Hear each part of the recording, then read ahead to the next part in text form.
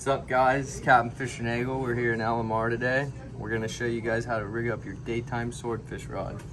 You're going to need a couple things. We're going to start out today. We're going to be using a 12-pound stick lead. We're going to be using a Hoagie big game eel. We're going to need a long line clip, a ball bearing snap swivel, 3 lights, some crimps, ball bearing swivel, a couple pieces of chafe gear, some rubber bands to add your lights to your wind on, which is going to be 250-pound test, 150 feet of it. You'll need some mono cutters. We're going to have our black hook, big crimpers. Well, let's get to just a few things we'd like to rig before we get on the boat itself is having a leash for our lead. That way when we're out there we can change our leads out and we're ready to fire them down nice and efficiently. That's where our long line clip and our ball bearing snap swivel is going to come into play. I use a heavier mono, at least 100 pounds, just so you can grab it nice and easy when you're pulling that lead out of the water. You're going to crimp half of it to your long line clip, then you're going to run. This one only has a couple feet of it. I would use no less than 3 or 4 feet of it to get a nice distance between your wind on and your lead. The other half's going to have your ball bearing snap swivel. That's so we can change our lead out. So if you're fishing out in 1,800 feet of water and you have a strong current, you might want to use your 12-pound stick. If you go in a little shallower to 1,500 feet of water and all of a sudden there's not that much current, you might be able to get away with a 10-pound stick. Some guys even go all the way down to an 8-pound stick if it's really light. That just allows us to change our lead out efficiently. We don't have to burn through extra crimps. Another thing we're gonna try and have on in the morning part of our day is our wind on. And all we're gonna attach that with is we're gonna put a bimini on our LP spool or our hooker spool, whatever. Our main line's gonna have a bimini in it. And we're gonna do a cat's paw to our wind on and stretch all that out. So guys, one thing we wanna cover too, which we have these here at LMR, you're going backwards if you don't have a swivel rod holder. It's very important when you're doing this, is you really need a swivel rod holder. It's very important for this style of fishing. This is just a swivel insert. So if you already have a rod holder, you buy one of these here at the shop, which ideally you're gonna wanna tie a wax loop of some sort in it, or wax line in it of some sort. That way once it's in the rod holder, you can pull it back out. This will just allow the rod to be able to swivel as you're fishing the rod. Very important. You can also adjust the tension in these by adjusting the screw here in the bottom, so it'll swivel more or swivel less. Very important tool. All right guys, now we're out here, we're on the boat. We're gonna fire our bait down. We already got our 250-pound test, 150-foot wind on leader on our beautiful LP. We're gonna start out, we're gonna slide our lights on our leader. Just take your lights.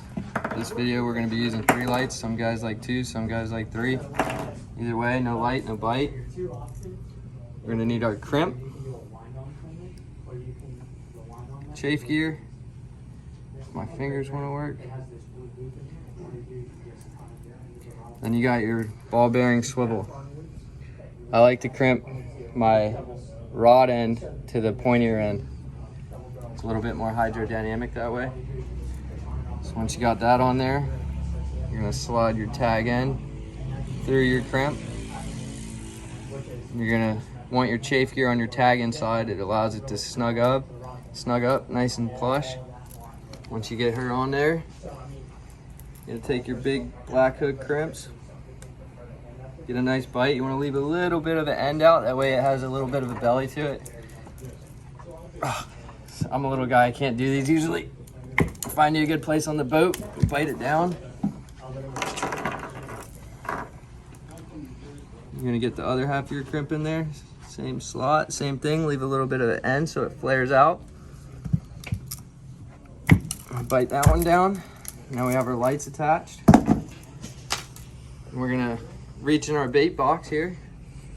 We're gonna unravel our leader. We always leave our crimp with our bait on that leader, because sometimes we're using 300-pound tests or we're using the 250-pound test.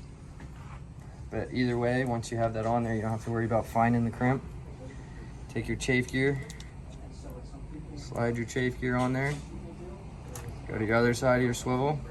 Same thing, you want your tag end and your chafe gear to go through the other side of your crimp, or just slide it back out. Jeez, too much Red Bull, some shaky hands.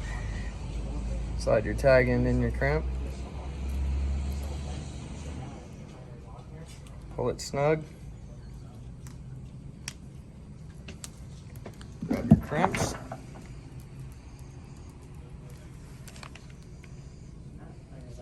Same thing, leave a little end out so it has a little flare. Bite her on down.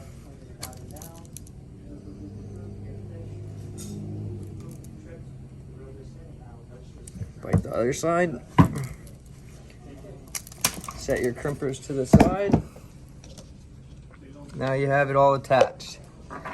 So now you got everything in play. You're gonna have your bands rigged up, ready to go on the side of the boat to where you can grab them. You'll have your stick lead in your rod holder on the gunnel.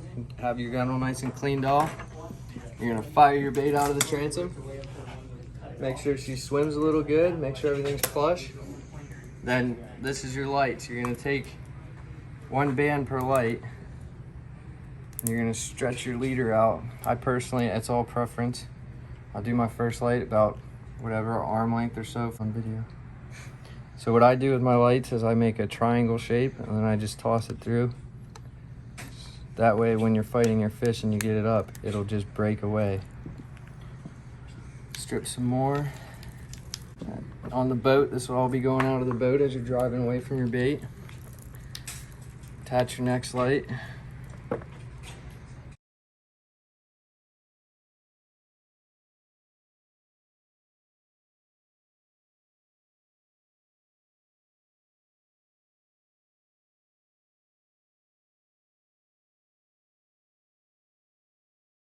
We're gonna fire the whole leader out and hope a mahi doesn't eat it on the surface unless he's a big jumbo one worth us not getting our sword bait down. Strip, strip, strip, strip. At this point, you'd be driving away from your bait, ideally north with your current. Here off the southeast coast of Florida, we get a lot of current. That's why we're using a big old 12-pound stick of lead. Once you get to your wax loop on your leader,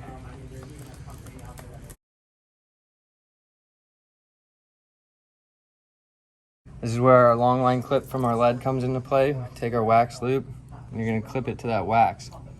Some guys like to argue that you put it on the mono. Personally, it's a breakaway lead. I'd rather catch the fish. I want it on that wax loop. That's gonna break before my mono, ideally. And then at this point, make sure your rod's clear, everything's good. We'd fire our lead out, and this would go screaming out.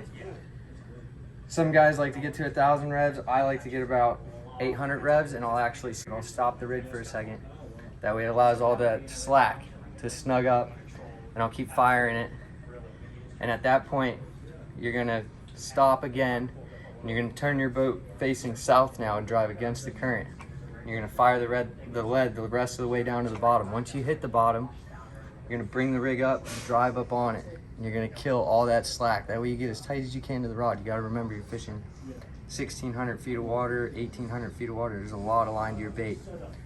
Killing as much as that slack as you can is gonna help you see that bite. Look, we already got a swordfish in our spread.